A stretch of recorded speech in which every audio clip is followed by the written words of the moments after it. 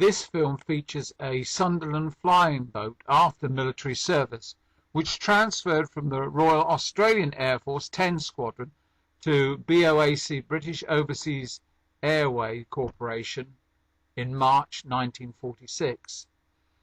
As the final flying boat services operated by BOAC had come under increasing scrutiny leading to their end, the resulting vacuum and potential niche in the market were viewed as a business opportunity by Barry T. Aikman, DFC. As a former wing commander during World War II with RAF Coastal Command, who had flown Sunderlands, he was well placed to appraise these remaining Hythe-class flying boats decommissioned by BOAC and made available. For the most part, these were moored on Southampton water, but would require a maintenance facility other than Hythe. His independent company, formed in May 1948 as Aquila Airways Limited, was to be the last British flying boat airline. Capital was raised for the immediate purchase of GAGIA Haslemere and GAHEO Halstead, re-registered in 1948, which were put into service on the Berlin airlift. At the end of Aquila's involvement in the Berlin airlift, it was envisaged that good opportunities for gaining freight and passenger charters on a worldwide basis would subsequently follow. Yet in the event, these were not forthcoming.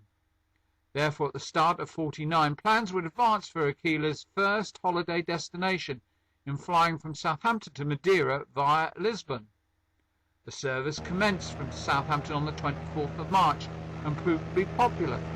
Guests as passengers included actresses Rosamund John and Constance Cumming, and later flights on this route carried Sir Winston Churchill in 1950, Harry Seacombe and the young Margaret Thatcher.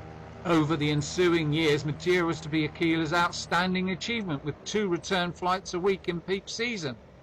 Out of a total of 336,573 people who visited Madeira between 1949 and 1957, 58,345 arrived by flying boat.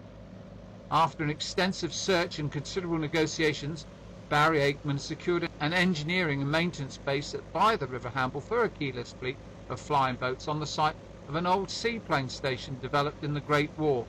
These facilities were acquired from the AST Air Service Training and located at a former aircraft factory site of AV Row. After temporary reinstatement as a factory in World War II, the slipway, hard standing and small hangar passed to Aquila in 1948. Aquila also acquired Berth 50, the purpose-built facility at Southampton Docks, which was available after all of BOAC's former proud flying boat services, which had been reduced, were finally terminated on the 31st of November 1940.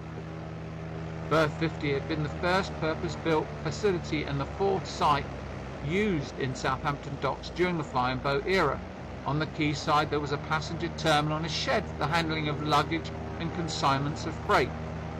Takeoff for the flying boats depended upon the direction of the wind, either from a runway on Southampton water, a relatively short distance from Berth 50, or 14 miles distant at Calshot, with a flare path of 8 dinghies set out at night time.